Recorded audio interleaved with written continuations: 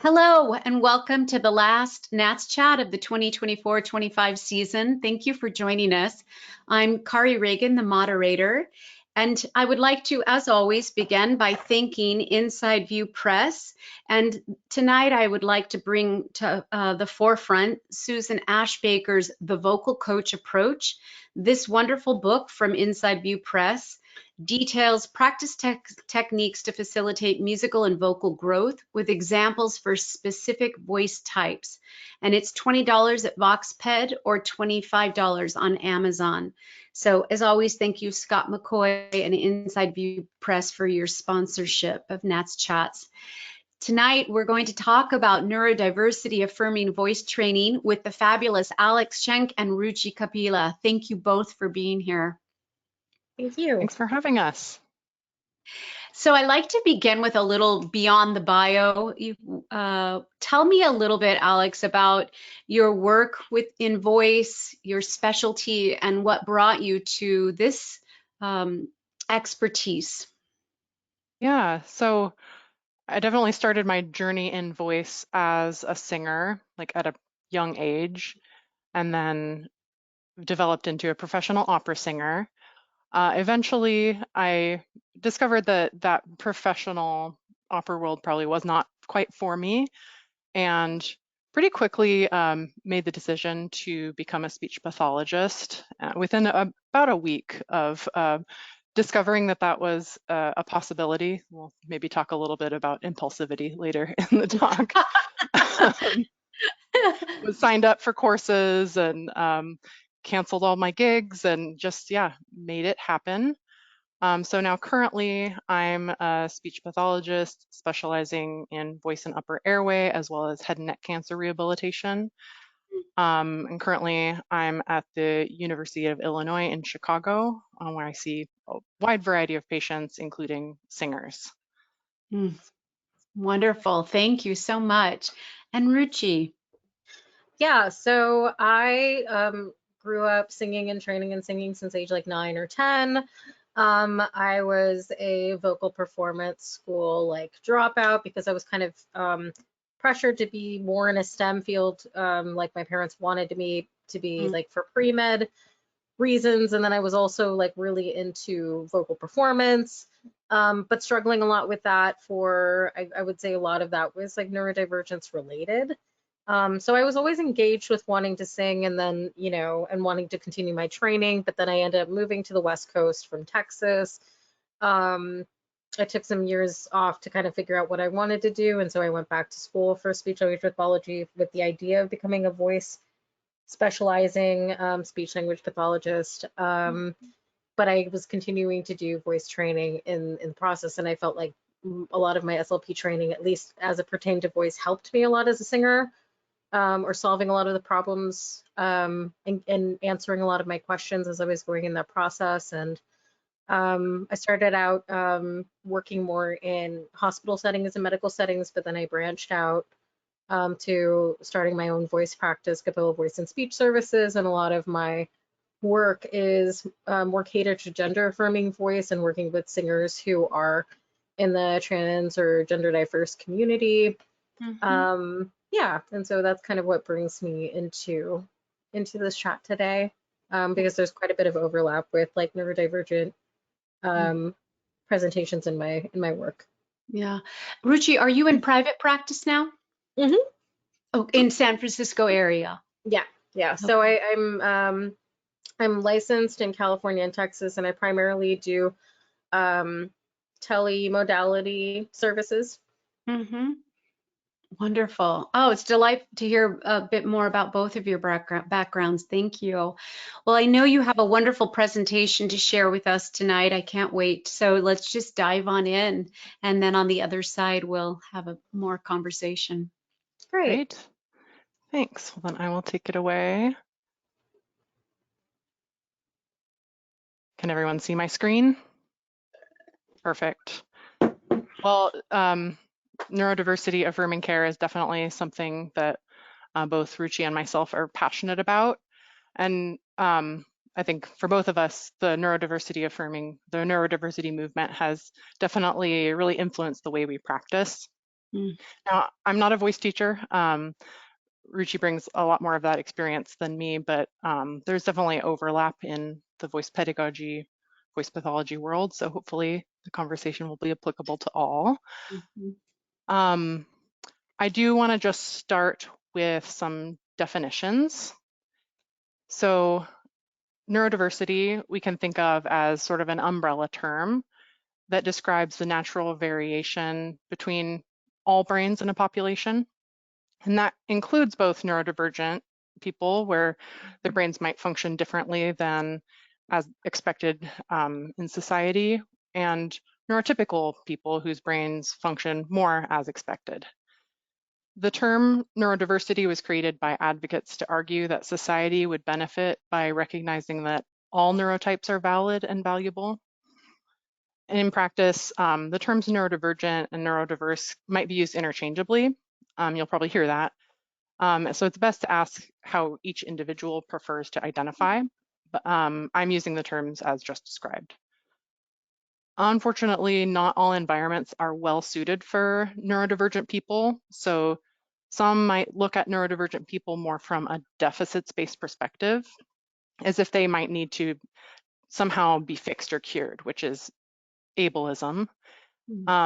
We know neurodivergent singers bring incredible gifts to the table, but if we don't align our teaching methods or design them with neurodivergent people in mind, we might not get to witness some of those gifts. And unfortunately, if we're sending a message that neurodivergent people can only succeed by fitting the mold, we're promoting masking, which is suppressing neurodivergent qualities to appear normal or neurotypical, which has serious mental health consequences.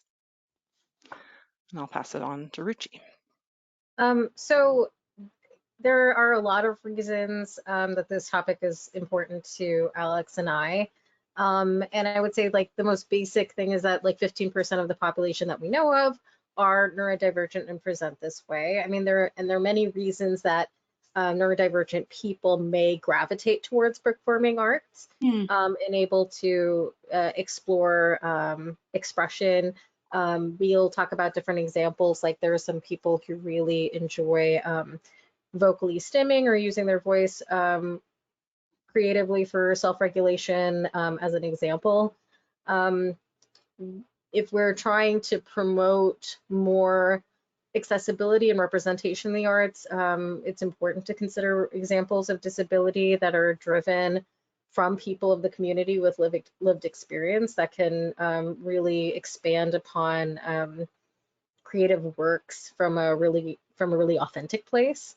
And you know, we don't really necessarily have very strong guidelines for how we do neurodiversity affirming care or neuroaffirming care in voice settings from the speech language pathology standpoint, nor from when we're talking about vocal pedagogy and working with voice teachers and coaches currently. And so this is, I feel like there are better ways that we can be meeting our neurodivergent creatives to really support their talent, their creativity, and expressivity. I love that. Yeah. Okay. Speaking of lived experience, so this is a slide that when I originally done this presentation for the Northwest Voice Conference, I had just included some background. So I'll talk about that today. I love that's wonderful. I love this because when I look at it, I'm like, where's Alex? The aspects of Alex. I love that. Thank you for sharing that. My favorite one's with the pancake, in case anyone is wondering what that is. Yeah, I think that's probably where you had a lot of fun. It's a good time. For sure. And I'm happy to share more of my experiences, but I think in the Q&A it'll come out a little bit more organically. So I'm happy for us to move on whenever you're ready. Okay. So just talking a little bit about some of my lived experience. I know I'm someone who definitely struggled early on in school, academically and socially. I was eventually diagnosed with multiple learning disabilities. I received pull-out services until high school. Looking back on that, a lot changed when I discovered singing. Hmm. And Hmm. I think singing is really how I learned to teach myself in my own way. It was something I was naturally good at, but also really wanted to improve at, and found a way. And that eventually allowed me to excel in other areas, school, then later in my careers. And I think this is true for a lot of neurodivergent folks. No matter how well I've done, I do tend to feel like I'm compensating for something or hiding something. So if you can think back to that term masking, I think that applies to probably most of the neurodivergent folks we might work with, or at least quite a few. About 2 years ago, I saw a neuropsychologist and then was eventually diagnosed with ADHD as well as generalized anxiety disorder. Was not a surprise to me, but I do feel like having that diagnosis has helped me understand myself better and think about some of the more difficult, as well as some of the more transcendent singing experiences from maybe a perspective with more self-compassion for my singing self. Yeah. Thank you for sharing all that, Alex. It's really, Of course. Yeah, I appreciate it. very you. thoughtful. On a completely different note, literature. So I did do a dive into the literature, and I'm going to kind of breeze through this, but it is interesting. There's a lot of reading regarding neurodiversity in the voice studio and music education. It's generally not based on objective data. Most SLP literature related to neurodiversity focuses on language, social communication, executive functioning in children and adolescents. A systematic review of evidence-based practices for autism found that only 5% of literature included adults. There are few studies looking at voice disorders and neurodivergence, and few, but now one, neurodiversity affirming care guideline for voice pathologists. I found 7 objective studies relating to voice in a neurodivergent population.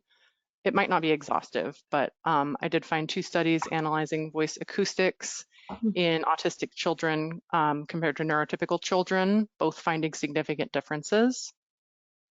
2 studies looked at voice in children with ADHD, suggesting a higher prevalence of vocal nodules and vocal hyperfunction. 1 study looked at voice motor control in adults with ADHD and found earlier response times to stimulus based on electroencephalogram signals, which they thought might be related to impulsivity. Dr. CCC-SLP lab at University of Texas at Dallas, looking at primary muscle tension dysphonia and interoception, suggested more perceived vocal effort, strain, and fatigue due to sensory system differences. Another lab looked at auditory processing in adults with behavioral dysphonia and found that all 20 participants met testing criteria for an auditory processing disorder. So definitely some interesting findings in the literature. In the SLP world, we do have an 𝗚𝘂𝗲𝘀𝘀 tutorial, a special interest group, a primer on neurodiversity affirming speech and language services for autistic individuals, which is an incredible resource, though it doesn't address voice specifically.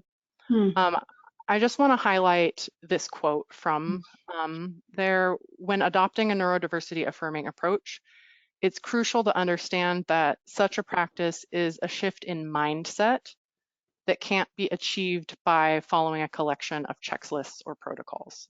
I just think that is really important to remember. There's not one way to do it.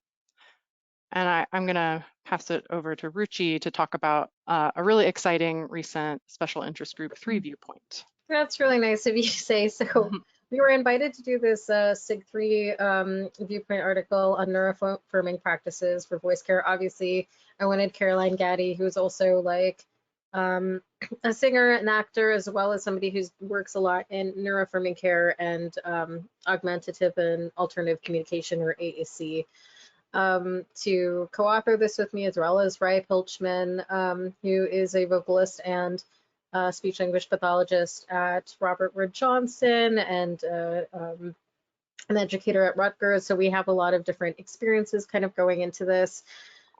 This article was more of a guideline, particularly for speech language pathologists, to think about how neuroaffirming care considerations should intersect into traditional institutional voice provision models, and how they may not have the awareness to provide these models, especially when in those types of settings there's a lot of structural considerations, productivity and billing considerations. You may not necessarily have time to be as culturally responsive or sensitive to working with different neurotypes. We talk a significant amount about disability justice, as well as some of the terminology Alex went over earlier, and the source for all of this like terminology, as well as like considerations for the neurodiversity movement as a advocacy movement. I think we also really drive into this, and this is something we'll get into the slideshow later, about how neurodivergence can be something that people acquire at different times. So some of us may acquire examples of neurodivergence at birth, like with ADHD or autistic identity or other mental health considerations, but there are other people who can have a stroke or a brain injury who may also exhibit examples of neurodivergence at different points of our life, and this is something that we need to be aware of, whether we're working with vocalists or we're working with people in a clinical setting. The other piece that is really important that we talk about are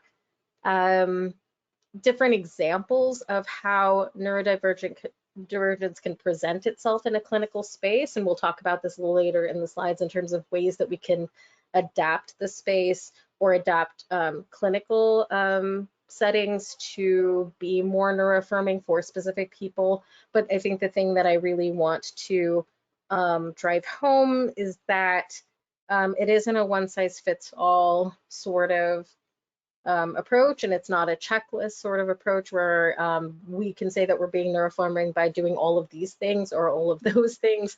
It's a flexible process, and in many ways we have to allow ourselves to evolve with the person that we're working with. If they're emerging to understand things about their neurotype and ways to self-advocate, we're growing with them in that process, or being able to provide them more options that help them explore their voice more effectively. Lastly, we talk a little bit about how important it is for us to encourage providers to be in our settings who are of different neurotypes, because they allow the team to learn more about ways that we can be more expansive in our care, and allows us to put people of different neurotypes in places of leadership and setting an example of how we can expand our care to be more accessible and being more supportive.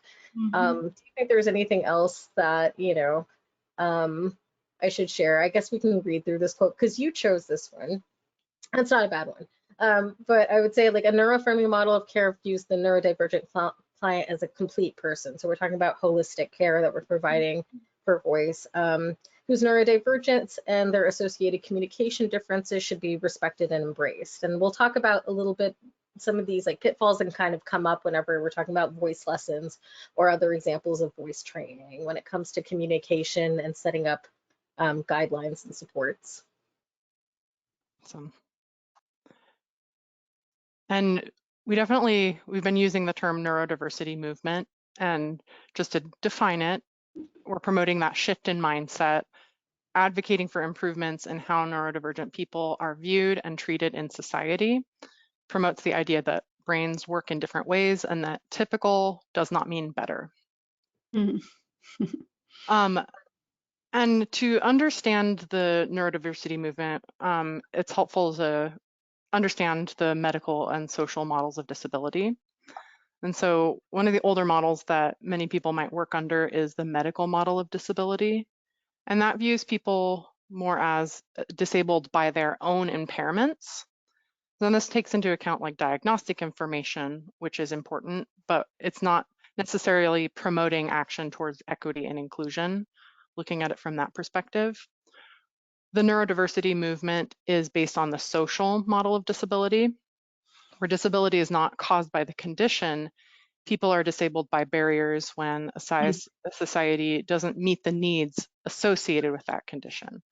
And that encourages more supportive action from institutions and neurotypical people. And then Ruchi, you can take it away. Sure. So we also want to talk about this consideration around the double empathy problem. And so I know that we're going to hyper focus perhaps more so on autistic identities, ADHD, and some specific examples of neurodivergence, despite it being a broader topic. But here I want to highlight specifically differences between like a neurotypical person and maybe an autistic person. It might also expand to somebody who has ADHD.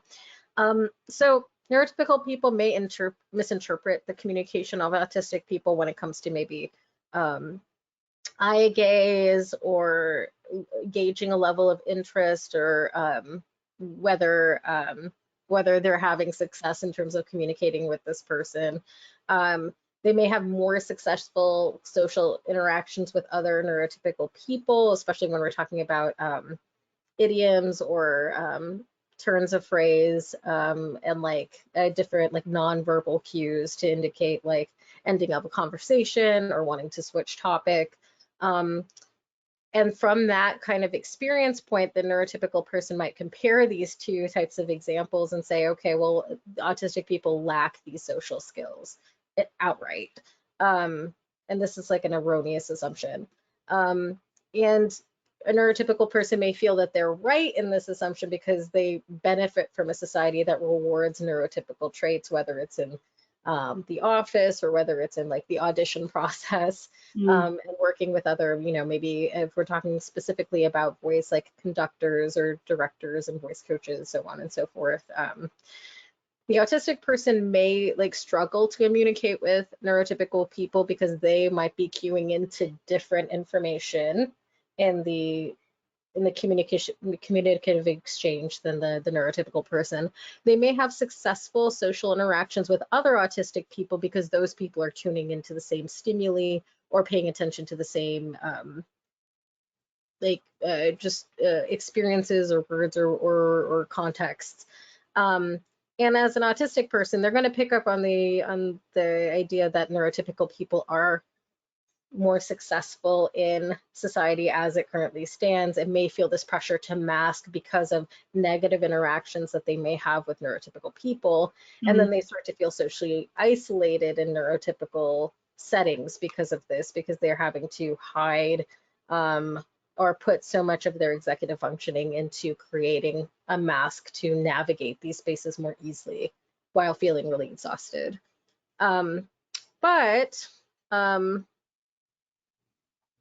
Empathy is a two-way street, and it's not just the responsibility of autistic people. I think we're trying to recognize that both groups actually have relative strengths and weaknesses and can learn from each other, and by being more sensitive to these differences may communicate better and may actually collaborate significantly better in a way that allows the autistic person not to take on so much of the brunt of the overload or the workload, and for neurotypical people to be more supportive of these interactions.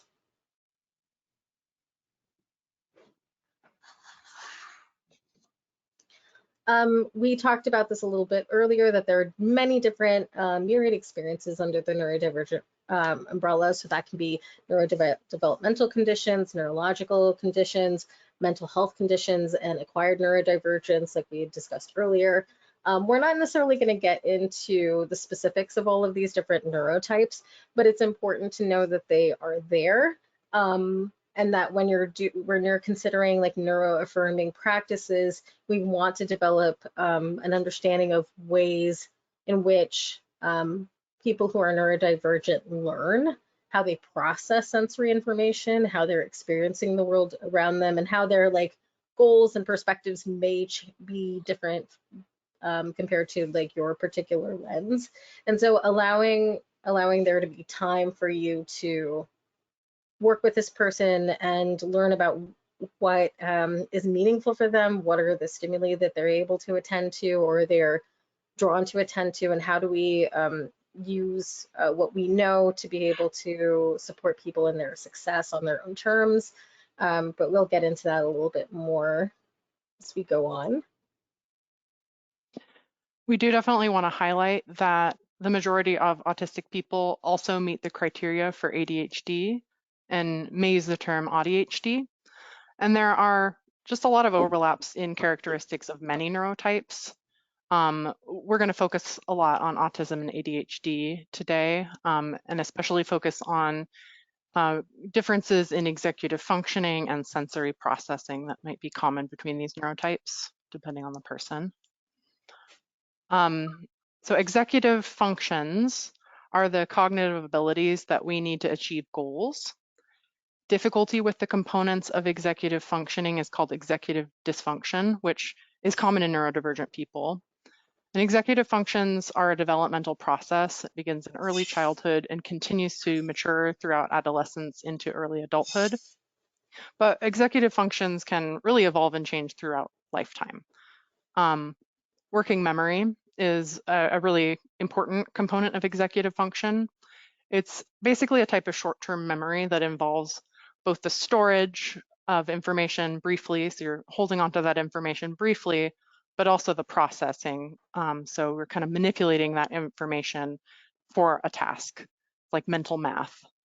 And I think for singing, and most obvious example might be like sight reading, would require a lot of working memory because there's a lot of processing involved. We're looking up ahead at upcoming notes while singing, remembering key signatures, time signatures, dynamics. There's a lot going on there.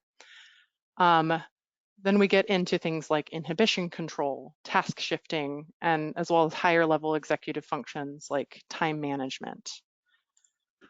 I created this table with some hypothetical examples of how executive dysfunction might impact a singer, though I do, like looking back on this, wish I had included some more positives, because I can think of plenty of times where some of my executive differences, like my impulsiveness, might have been advantageous for me. Following inspiration, saying yes to a lot of amazing opportunities, that's great as a singer. But we can also look at the flip side of that. If singers impulsively say yes to too many things, then we might start to have some voice overuse issues, fatigue. And we also need to think about the extra supports singers with executive function differences, what supports they might need to stay on track with their goals, like learning music, planning for auditions, preparing for all the logistics of a performance, or even just coming to voice lessons and home practice. And speaking of practice, I've made a list here of just some brief suggestions that might help support singers with home practice, like making instructions and expectations very clear, tailoring handouts to each individual. So if they're like a visual learner, consider using a visual schedule. In the upper right corner, I have a screenshot of an app that I sometimes use. That's this first then visual schedule. You can use Google, find images that you want for each task that work for that person. You can also record snippets, like if they click on sustained pitches, they will find a recording of them or me doing a sustained pitch on lip trills. So it's a great support, a little bit expensive, but definitely has been useful in my practice. Accountability is key for motivation in ADHD. Body doubling is a practice where people schedule time to perform maybe more challenging or less desirable tasks together. So there is actually apps which can be a helpful resource for this, but practice groups, that's a form of body doubling. Or having singers set up multiple low stakes rehearsals well in advance of a performance or audition can be another strategy to suggest. Some other tips to support home practice. Practice should be tolerable. So I definitely encourage, or at least give people permission to do just shorter bursts of practice. I also really try to highlight that vocalists should notice what's their internal state, what's their energy like, and how does that influence their motivation to practice and their quality of practice, and giving permission for singers to maybe choose that now is not the best time to be practicing, and that's okay. You don't always have to force yourself to practice. If you're, if looking at the scale, like maxed out and frenzied might not be the best time, and that's fine. Novelty is key in ADHD, and for many people, but vocalists of any neurotype should really feel empowered to experiment and take ownership of their voice. Otherwise, singing gets boring.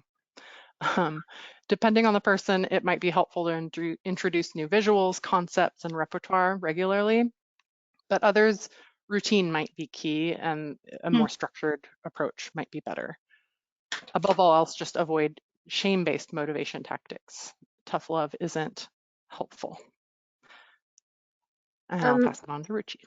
Thanks. So with sensory processing and dysregulation, this is very common with neurodivergent people. This can impact learning and attending to voice lessons, as well as other examples of learning opportunities. We can all have sensory preferences in terms of things that we seek out, things that we dislike or avoid or find neutral. If there is like an accumulative effect of lots of sensory overstimulation from stimuli or the environment or internal cues, we call that dysregulation, and we have a really beautiful like visual of this. So for example, we may have sensory stressors, which would be like maybe it's noises, there's not an opportunity to escape. You hear like sounds of people chewing, your clothing feels uncomfortable. And then maybe there's also examples of like trauma, like, oh, the last time I was in a session, like in a situation like this, I remember having this really negative like conversation or experience with somebody, and that made me feel really bad. And then you have like ways that you might be able to cope, as like if you could escape to a quiet space, or if you could stim, which we talk about like different ways that we can move or fidget that allow us more opportunities for self-regulation, or if there's some, person that we feel very comfortable with that we could confide in that moment. Fidget toy kind of goes with stimming. That would allow us to kind of empty this cup or drain the cup a little bit. But and then we may have an example of a meltdown if we're not able to have this coping opportunity, where we have these stressors building up with memories, trauma that can kind of result in like a meltdown, which may be very visual, as somebody like kind of maybe yells, shouts, is very like outwardly showing dysregulation, or it may be, we may have examples of like self-harm, or somebody might just completely retreat and not communicate with anyone, and that's like if you really get to the point of like peak dysregulation. Some of the problems we have is that neurodivergent people are going to have different sorts of thresholds for sensory response, and so some may need more sensory stimulation frequently to regulate. Some people may prefer less or be able to modify this. And when we're talking about juries or performances, we may not be able to control this as much. And so it's like we're trying to figure out an equation to support somebody's success in these areas. If this is the kind of career trajectory somebody wants to continue on. And when we're asking for vocalists to attend to their sensory feedback on an internal level or kinesthetic awareness, this may be really difficult depending on how many different stressors are coming up. If they're like if we're recalling memories, trauma around vocal experiences, or like I really messed this up, or this high note I never get, something comes in like an intrusive thought at the wrong time, all of these things can be really impactful for somebody's just like motor learning opportunities.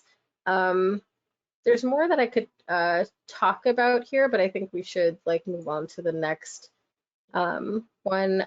So some of these, this is just like a really helpful, I feel like we use this visual to kind of help folks talk about sensory experiences, but you may have a neurotypical person who the example is that you have the right 8-ounce glass and you fill it with tap water just at 8 ounces, and that's like the right, like the ideal balance. Not to say that neurotypical people are normal or that's like you know, what is goals for everyone. It's just an example for this.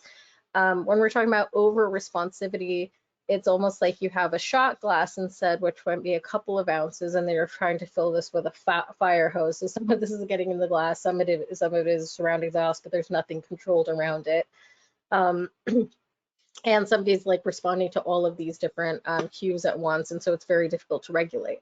With under responsivity, we might be filling a very large picture with like an eyedropper, and so this person is not getting nearly enough stimuli to be able to respond in a way that seems effective to the other person.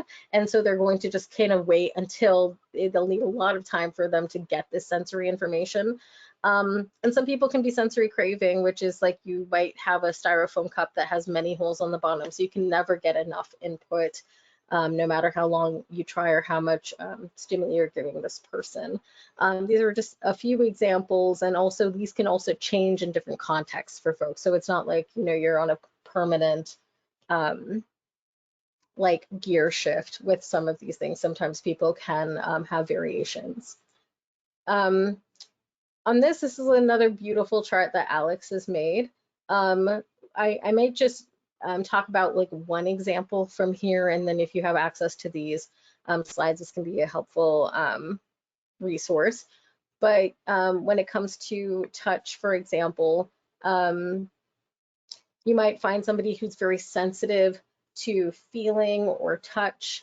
And so something like doing manual therapy or circumlaryngeal massage is like unbearable for this person, and that might be your go-to approach when you're talking about extralaryngeal tension and how that how that is something that presents in this particular vocalist and their instrument.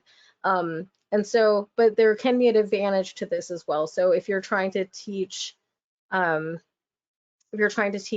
when it comes to like either diaphragmatic breathing or visualizations in terms of you know, how much space you might want in the vocal tract or something like that when you're trying to go for a specific type of sound, or if you're trying to change things when it comes to specific resonant qualities, this person may be sensitive enough to these things on an internal level or an external level to be able to approximate what you're trying to cue for.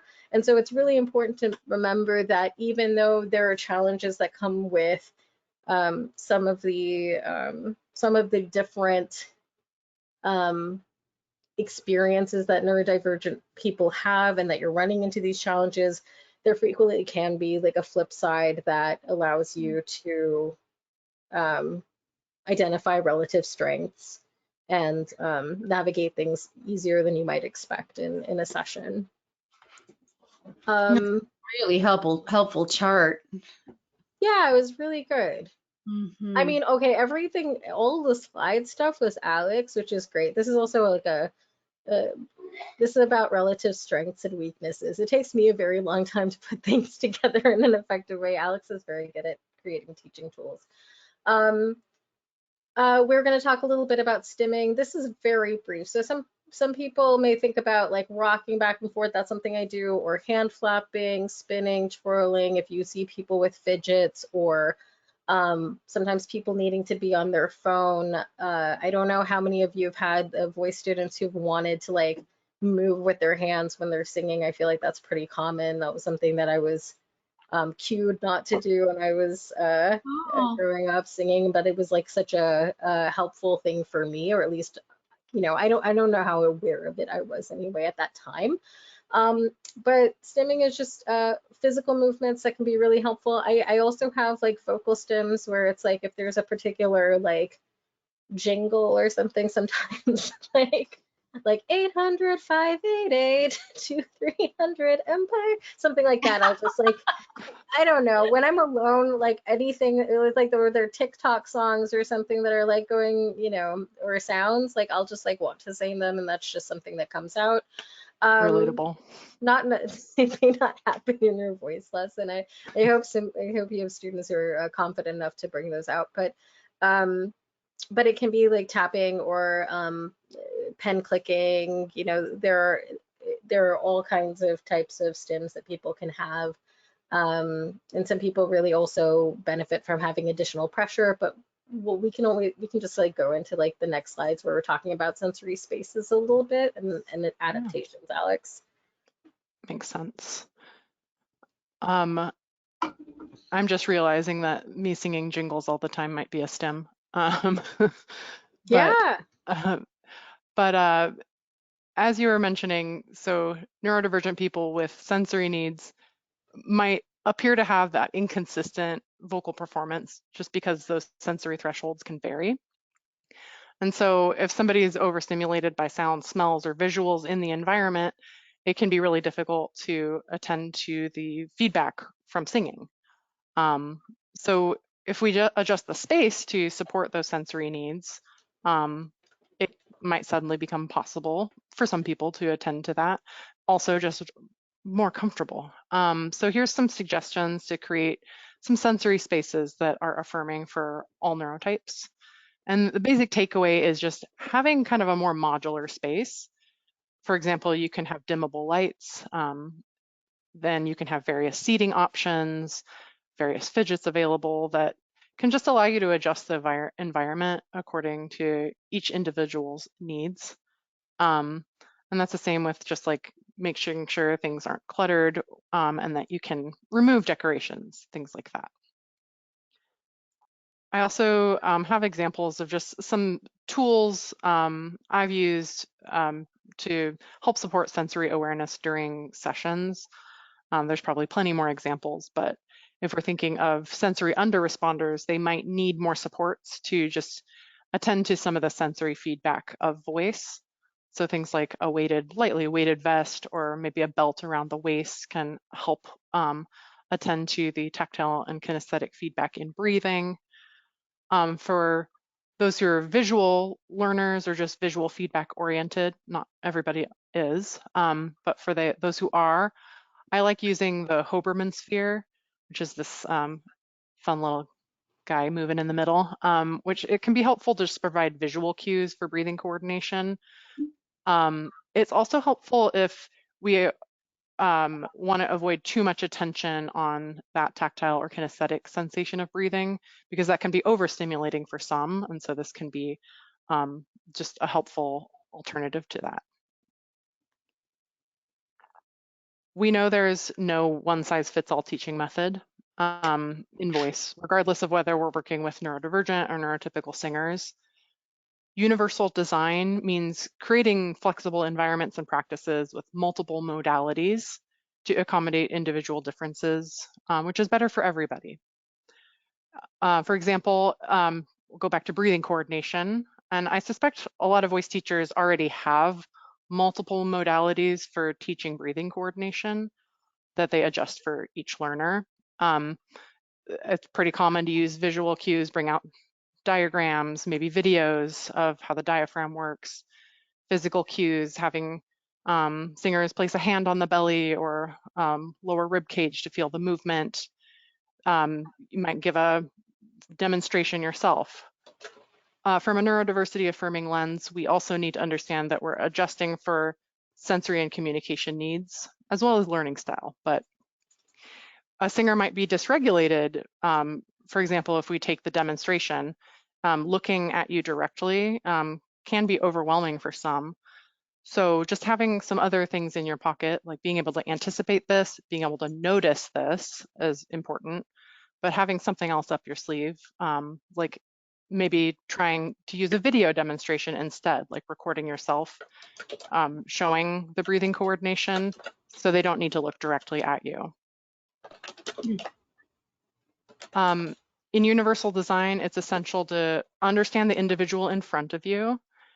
You want to listen to and respect neurodivergent voices, embedding their interests and goals into each activity. And that specifically can apply to repertoire.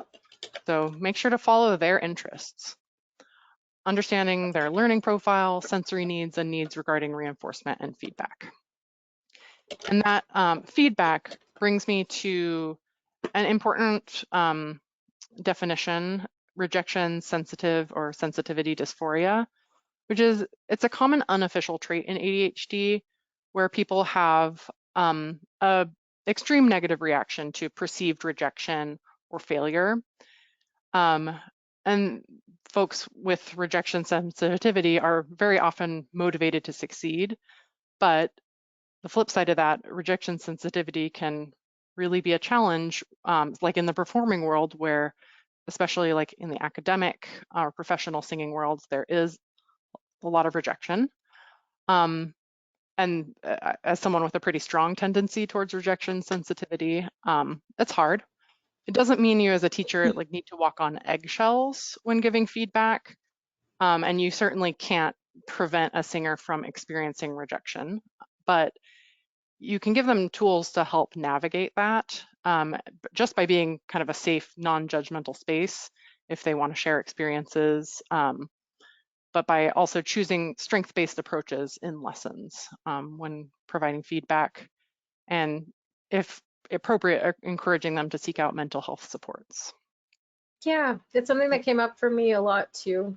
And, you know, I think one of the things that would have been most helpful too is just a recognition that when people have auditions, everyone will either, you know, nobody has a 100% universally liked voice. Like nobody goes into those situations with that, and that it's always about what somebody feels is right for that particular production, and being able to reinforce some of those perspectives can be helpful as well.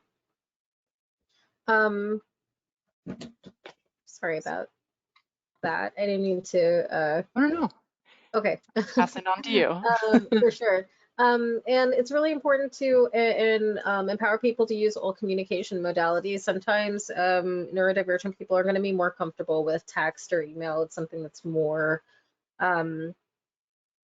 easy to interpret. Sometimes people will prefer in-person communication, or if you're doing voice lessons via Zoom or another telemodality, they may want to be off camera for a while because it allows them to kind of focus on their experience and not worry about being watched, or, you know, wanting to mute the session and try something in a space that's away from the computer, or they may want to be able to try some of these techniques away from the lesson entirely, just to be able to attend to their own like thoughts and feelings and their sensations in a way that they're not feeling observed, or there's no right and wrong for them in that moment. So being able to be flexible, I think, you know, using things like AAC, which might be a text-to-speech feature. I don't know how much people will necessarily run into speech generating devices that actually have like icons, but it's always possible that a singer or a vocalist that we work with will have multiple options for modalities. So just normalizing whatever they're coming in with, or if there are times where they don't necessarily want to use traditional speech to communicate. Yeah, and I think the other piece is just being very clear. I think one of those things is like ending the session on time. If somebody has a breakthrough towards the end of the session, or might be particularly verbose, or this might be their special interest, they've kind of gotten to tap into something that they want to share with you, and you don't have the opportunity in that moment to be able to navigate that with them, feel free to be pretty direct of like, I really care about this with you. We're at the end of the session, like I have somebody coming in right now, but let's talk about this next time. That can be just having clear boundaries, and communication can make a lot of help, or can help a lot when we're working with neurodivergent folks. I know we have questions to get to. I feel like Yeah. We can, yeah, maybe skip to. We probably don't need to go over that, but just to kind of, to wrap it up, this is just a few patient quotes I've collected when working with patients towards their voice goals. And if you kind of read through them, it just really highlights the need to just better understand both challenges and what works for them in the voice therapy and singing settings, so we can really expand and improve neurodiversity affirming approaches. Thank you so much. Thank you. I will stop sharing. Such a wonderful presentation, so clear, and already a lot of takeaways for we in the voice studio or in the clinic, the speech pathologists in the clinic. So thank you for that. I have a couple things I want to get to, broad topics, and I think the questions will start coming in the question box. I'm going to start with Dr. Stephen Sims, who's joined us tonight, not as a guest, but as an attendee, as he was earlier this year, my guest. And he asked, what is the appropriate way to use the terms autism, autism spectrum, and neurodivergent? Or is it best just to ask the person how they would like to be classified? Are there some conventions that should be used to organize our thoughts? I mean, I think the only thing that I would avoid using is like ASD or autism spectrum disorder, because like so many of us who are in autistic community don't necessarily feel like that medical model represents our experiences. It's just like more of a difference. You know, it's kind of to wanting to affirm this idea of like neurodivergence as being valid, and having relative strengths and challenges. I would say, like, you know, let people describe themselves. Usually they'll tell me like I'm autistic or I have autism, or they will describe themselves whenever you're talking about different like co-occurring conditions in the clinic. And that's what I would say. I mean, I think asking folks is best, and also asking them if it's not something that's part of their formal chart that you're receiving, whether they want that information to be given to the insurance company, or they want that information to be in the chart, because a lot of people that I work with can be very sensitive about what an insurance company or what your formal documentation has access to. So that's something I would also check. There's also the consideration of there's kind of a push towards person first language. Yeah, and so, and not everybody uses it, but just, yeah. And not, some people would prefer not to use like person with autism, yeah, but autistic person.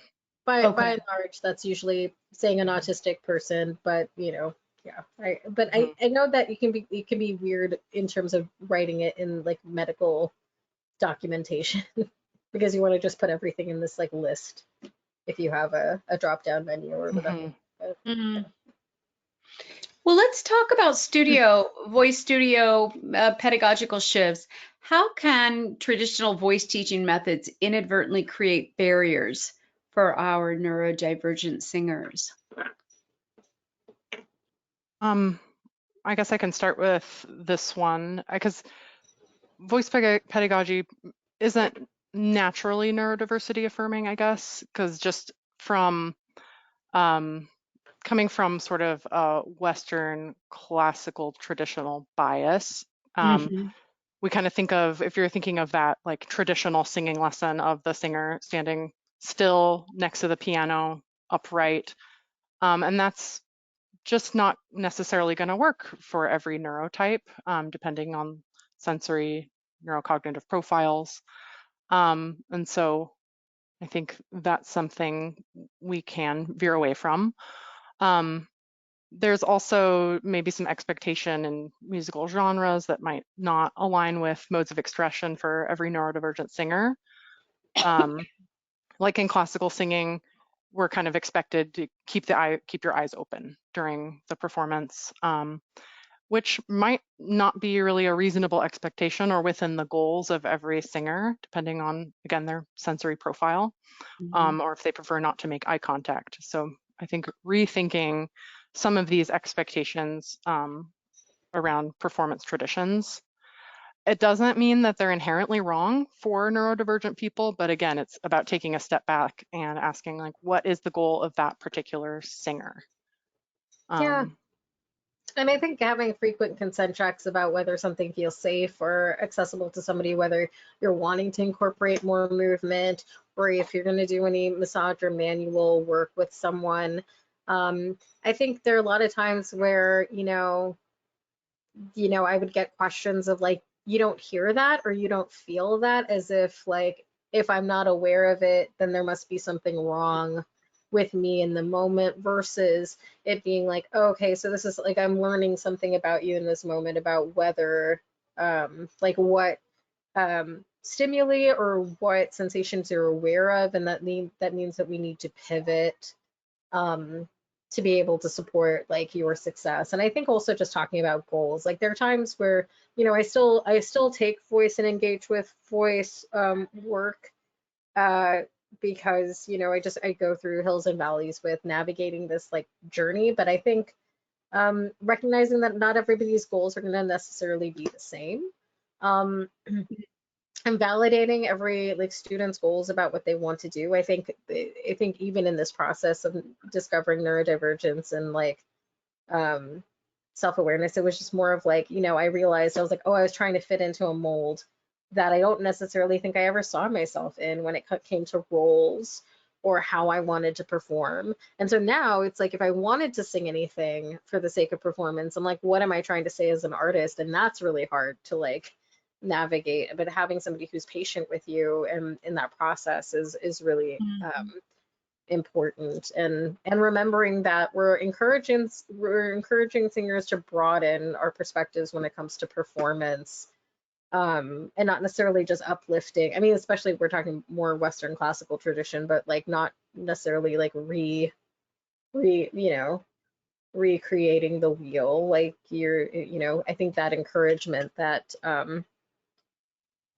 different perspectives can elevate art is like a very hard thing to have all teachers buy into, and I think that world is changing. But yeah. Ruchi, are you, you mentioned about sometimes people don't have sensorial experiences. So for instance, if I'm teaching, once in a while you come across a client who says, I don't ever feel those sympathetic vibrations in the mask, or, right, I don't feel, I have never related to that they might be potentially neurodivergent. Is that anecdotally quite common, or is that just might be part of the? Yeah, I mean, I think it comes up, and I think you can try to take away any sources of like stimuli and see if that's different. So if it's like, can you close your eyes? Can we dim the lights in the room? Do you want some time to yourself to kind of feel this? Or do you want to add tactile stimulation on like different parts of the body you don't necessarily expect to feel vibration in, and then bringing it back to that area of the mask and seeing, can they, once you're giving some guidance around feeling for where that is with another, with an additional tactile sensation, does that change? And as well as with biofeedback, you might like use something like getting into, glottal or vocal fry, and then going into the more forward resonant space and seeing if you have these two like more opposed or different sort of voicing examples, can somebody be aware of it in that space too, with a little bit more variation. One of the things that really stood out to me, Alex, in your presentation, and you've just affirmed this again, Ruchi, is it's really about a mindset with, in this case, the voice teacher. It's about us adjusting our mindset, not about the neurodivergent client changing their process, their approach, anything about themselves. And I hope that's one of the biggest takeaways, that it's our job to change our mindset of what might work for us. And I would say most voice teachers are quite good about that, regardless of whether it's taking into account neurodivergence or any other circumstance, right? We all adjust. I had a longtime client recently who came, highly trained, and I said something like, well, do we need to get some more arias? You sound kind of bored, is almost what I was getting. And she's like, I can barely go out and garden right now. Like, that told me that wherever she was on her anxiety currently, this was not a time for me to try and stimulate enthusiasm, but rather just to sit with her where she was. And so I think we all do that every day as teachers. Yeah, for sure. It's a good reminder, though, in this context. Yeah, it's almost like giving yourself permission to do that, because there can be a lot of pressure on teachers as well to just like create success in the student. And it's not necessarily helpful. Sometimes we just need more time and space, and that's okay.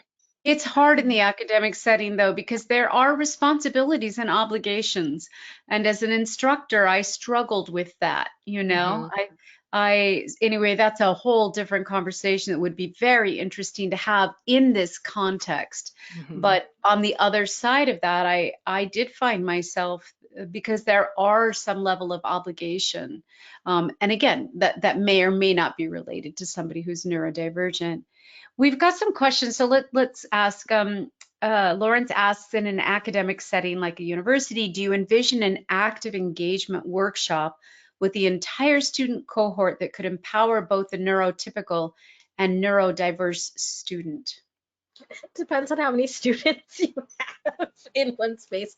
But yeah, I mean, I think bringing attention to different sensory experiences in a like non-judgmental space, and maybe having people pair off and talking about their different experiences may be really helpful when we're talking about you know, navigating voice practice or pedagogy. What are some things that you think, Alex, you would like add to that, or like what would you envision in a space like that? I'm not sure, but I like the idea. I think that would have benefited me in an academic setting. And just to know that other singers might have similar experiences. So just, yeah, having that opportunity to share. Yeah, for sure. And lots of opportunities for movement and modifications, and also just vocal play, trying to make all kinds of sounds, whether those are things that are, you know, tied to somebody's specific, like, we'll talk about 𝗏 and like limitations in terms of how people's voices may grow over time, but, you know, how we might place a voice and letting people play around with their range and the types of sounds and timbres that they use would be really cool in a space like that, I think. Ooh, yeah. Dr. Sims, would I also like to know if you have any thoughts about possible increased incidence of reflex laryngitis in this population? I don't have data, but I mean, I think I do have people describing reflex symptoms, but I would also say we have, I've seen increased people who have things like hypermobility or Ehlers-Danlos syndrome, who will talk about like strain and tension in neurodivergent populations, particularly autistic and ADHD folks.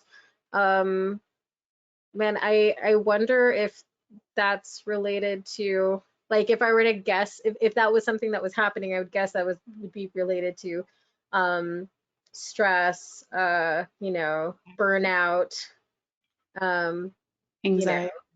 Anxiety, difficulty with self-regulation, in addition to, also, we all, you know, one of the things that you'll probably learn about with neurodivergent people are safe foods. And so you might want to say, hey, we really want you to do this particular reflux diet for 2 to 3 weeks, but that might be really difficult for a neurodivergent person who may have like safe foods that are comfortable for them to eat. That's part of their like self-regulation, and you know, that's a consideration. I think Steve added, I'm thinking about relationships to stress and even how masking could increase stress and GI symptoms. I think that's a really good point. I think that's something I would love to look into if you want to talk about this again later, Steve. That'd be pretty cool.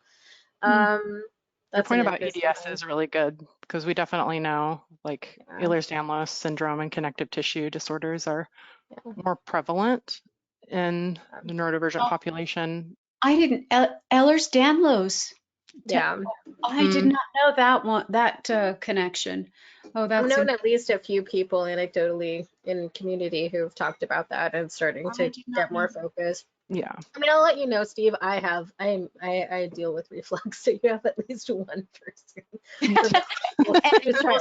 N equals 2. Yeah, exactly. Is there anything else that's like coming up? Yes, there is. Perhaps this is from Kurt Alexander Zeller. Hi, Kurt. Perhaps this is an entirely different NATS chat, but I wonder if our speakers might briefly address strategies for ensemble music choral opera scenes in which the performance might require neurodivergent and neurotypical singers to function together and meet fixed outcomes? Great question. Yeah, and I think a lot of that is creating the spaces that can be comfortable for all. And I think part of that is just having opportunity to, for folks who need sensory breaks to take them. I think this is something Ruchi and I were talking about, but that can make a huge difference.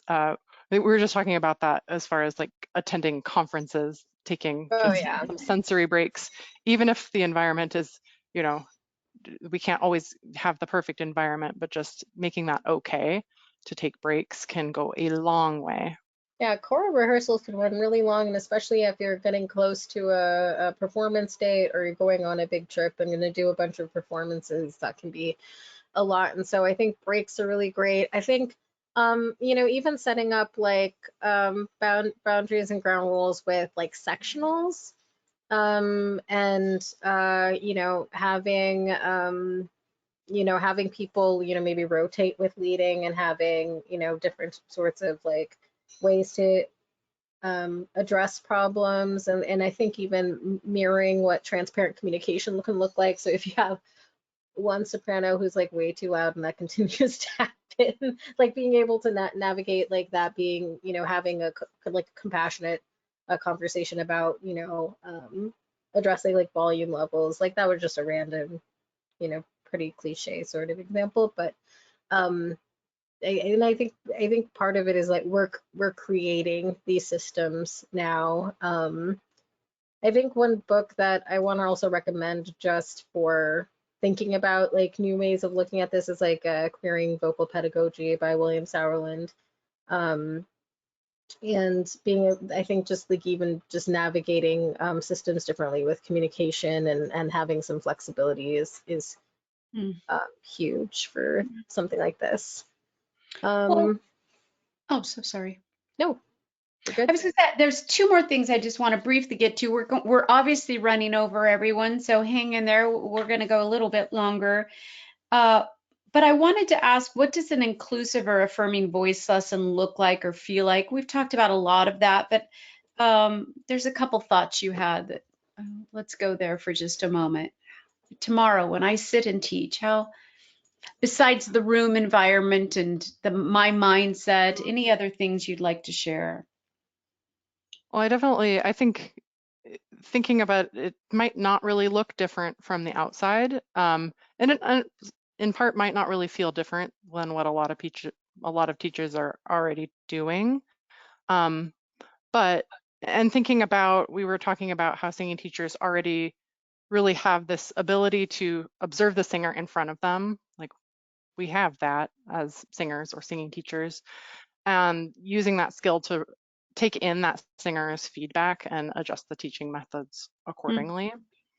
And so I think just really leaning into that. There might be a few more considerations, so hopefully applying some of the takeaways from this talk to those skills you already have as a singing teacher. And then just assuming the competence of the learner in front of you is, I think, a big part of neurodiversity affirming anything practices. It's just assuming that maybe that singer doesn't have the knowledge or skills yet, but they have the ability to achieve those skills. And it's more about what you can do to support that. Yeah, and that the pathway is just different. I would say as much as you can, flipping like the question on, which is not necessarily fair because sometimes people don't like to answer questions and that can be dependent on neurotype too, but like as much as you can kind of get into how do you feel about this? What did this sound like for you? You know, I have people self-rate oftentimes on like a 5-point scale to tell me like where was it for you in terms of like where you would want to be, and they might say a 3, and then I'll ask them, well, what would make it a 4? You know, and then I try to tell them most people are not a 5 on every day. So, you know, we can always like work towards a 5, but staying somewhere between a 4 and 5 is like where we would want to be in terms of how good you feel about something.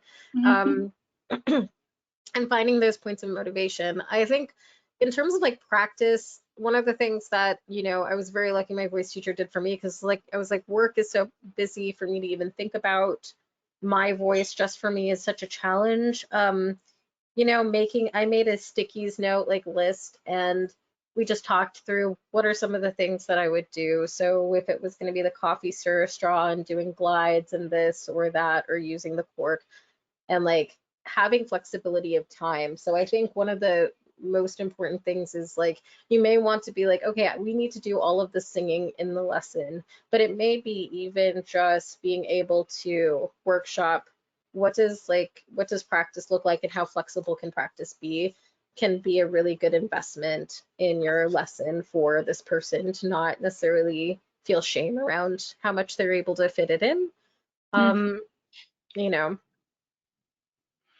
Yeah. I think building the trust too, that you mentioned that, Alex, in our behind the scenes notes. And I mean, again, that's just fundamental voice teacher 101.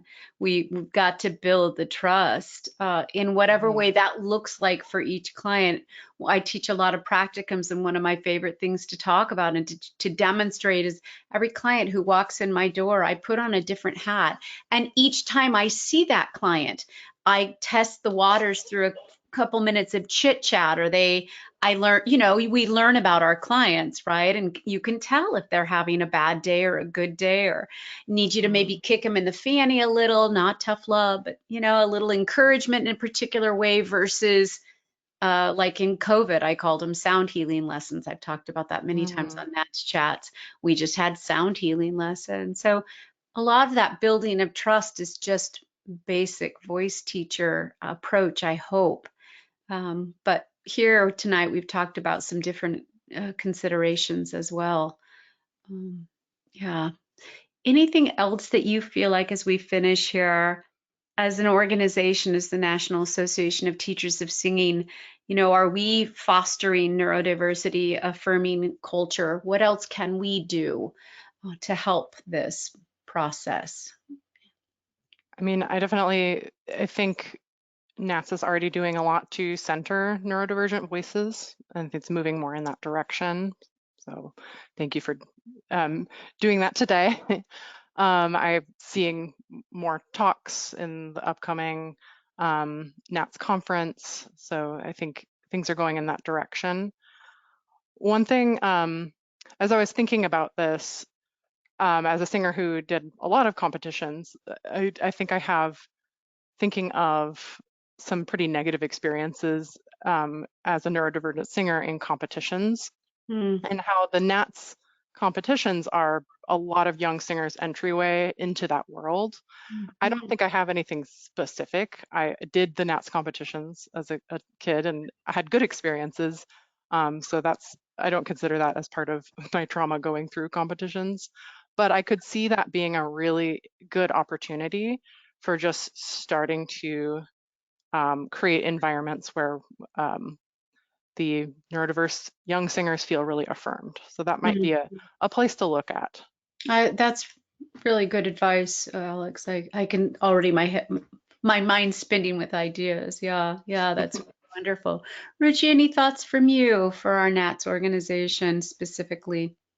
I think contrary to Alex, I didn't really feel like I was in the academic setting long enough to do anything that was NATS related. I mean, I think I was very audition as well as jury phobic at that point. I mean, I would say, and so I think I want to also applaud everything that's going into supporting neurodivergent singers. And I think also just kind of getting into as much as we can support fun and spontaneity with singing, and remembering that every opportunity that you have to do it is it's important, but it's also just one day or one moment of your singing, and that you have many opportunities to be able to share your voice and to explore your instrument, and many years to do that. Like if I were to looking at myself when I was 18, 19, 20 versus where I am with my voice now, I wish there are so many things I would say around like, I think I probably had a lot of rejection sensitivity dysphoria as well around, okay, this moment, however good or however bad it is so important. And I think being able to, with your teacher as well as with your community, just say, this is just one moment. So it's one, joyful moment to be able to share your experiences, and you'll have other moments to be able to share your voice and experience this and learn from this. So I would Love say that. Fun and play. That's in all the seriousness, especially for those of us who trained, at a high level. It's we forget at some yeah. point we started because it was joyful and fun, and goodness, we need that right now in the world. So that's why I'm glad you brought that up, Ruchi. Well, I can't thank you both enough for your generosity of time and expertise. Really wonderful to be with you both, and thank you for sharing. Well, this is it for this season of NATS Chats. Thank you all for joining. I'm already almost have next season put together. I hope it pleases everyone. I think there's going to be some more nice topics to discuss. And I hope to see many of you at the International Congress of Voice Teachers in Toronto, Canada this summer, August 31st to August 3rd. We've got a great program set up, and there will actually be a couple nice blocks of talking about gender affirming and neurodiversity. We have several sessions on those topics alone. So thank you, everyone. Be well and safe this summer, and we'll see you all next fall. Thank you so much. Thank Thanks, you. Ellen.